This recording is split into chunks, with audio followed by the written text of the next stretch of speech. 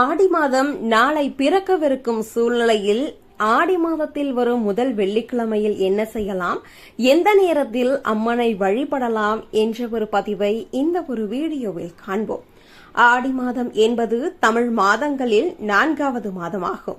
இது பொதுவாக ஜூலை நடுப்பகுதி முதல் ஆகஸ்ட் நடுப்பகுதி வரை வரும். ஆடி மாதம் முழுவதும் தெய்வீக ஆற்றல் அதிகமாக இருக்கும் என்று நம்பப்படுகிறது. ஆடி மாதத்தில் வரும் ஒவ்வொரு வெள்ளிக்கிழமையும் மிகவும் விசேஷமானது.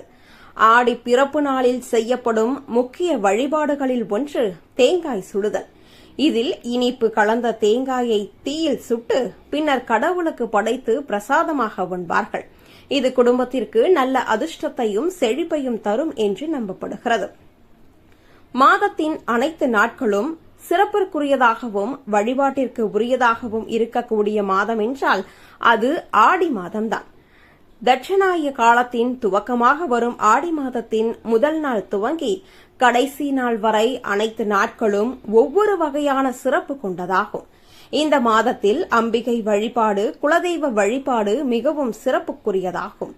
பக்திக்குரிய மாதமான ஆடி மாதத்தின் முதல் நாளில் அம்பிகையை நம்முடைய வீட்டிற்கு அழைத்து ஆடி மாதம் முழுவதும் நம்முடைய வீட்டிலேயே இருந்து அருள் செய்வதற்காக முதல் நாளில் எப்படி வழிபட வேண்டும், எந்த நேரத்தில் அம்பிகையை வீட்டிற்கு அழைக்க வேண்டும் என்பதை தெரிந்து கொள்ளலாம்.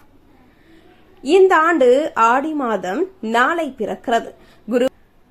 வெள்ளிக்கிழமையில் ஆடி மாதம் பிறப்பது மிகவும் சிறப்புக்குரியதாகும். அதோடு ஆடியின் துவக்கத்திலேயே ஆடி வெள்ளியும் வருவது அதனால் 2 நாட்கள் வழிபாட்டிற்கும் விரதத்திற்கும் உரிய நாட்களாக அமைந்துள்ளன.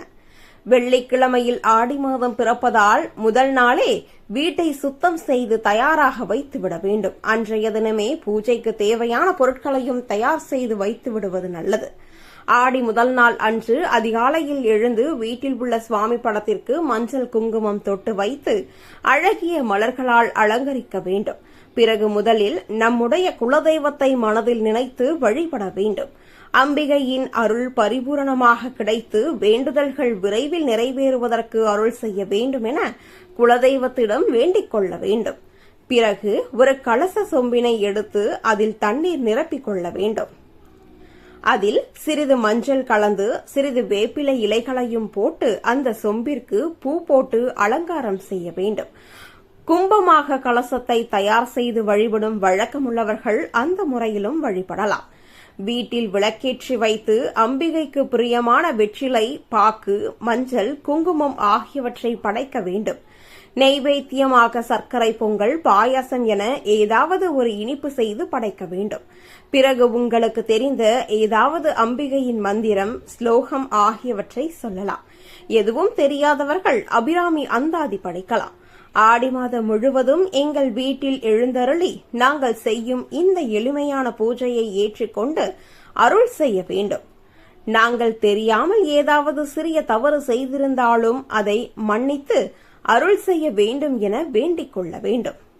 காலை 5 மணி முதல் 6 மணி வரையும், 8 மணி முதல் 10:30 மணி வரையும் இலை போட்டு படைக்க நல்ல நேரமாக 12 மணி முதல் 1:20 மணி வரை மாலையில் வழிபாடு செய்பவர்கள் 7 மணிக்கு பிறகு வழிபாடு செய்யலாம்.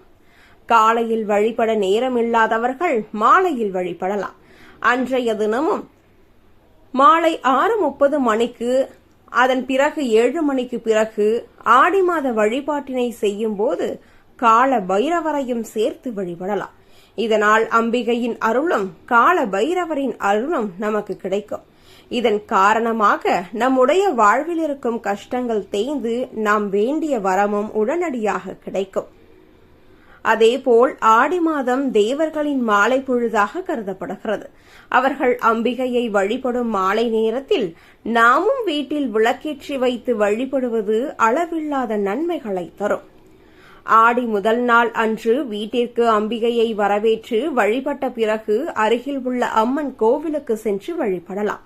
முடிந்தால் அம்மனுக்கு நடக்கும் அபிஷேகத்திற்கு பால் வாங்கி கொடுக்கலாம். பகல் பொழுதில் இலை போட்டு படைக்கும் வழக்கமுள்ளவர்கள் அதன்படி செய்யலாம். யாராவது சுமங்கலி பெண்களுக்கு மஞ்சள், குங்குமம் போன்ற மங்கள பொருட்கள் வாங்கி கொடுக்கலாம். அதேபோல் ஆடி மாத பிறப்பு அன்று வீட்டில் மஞ்சள், உப்பு ஆகிய மங்கள பொருட்களை வாங்கி பூஜை அறையில் வைத்து வழிபடலாம். இதனால் வீட்டில் மங்களம் பெருகும். பிறகு அவற்றை வீட்டின் தினசரி சமையலுக்கு பயன்படுத்திக் கொள்ளலாம்.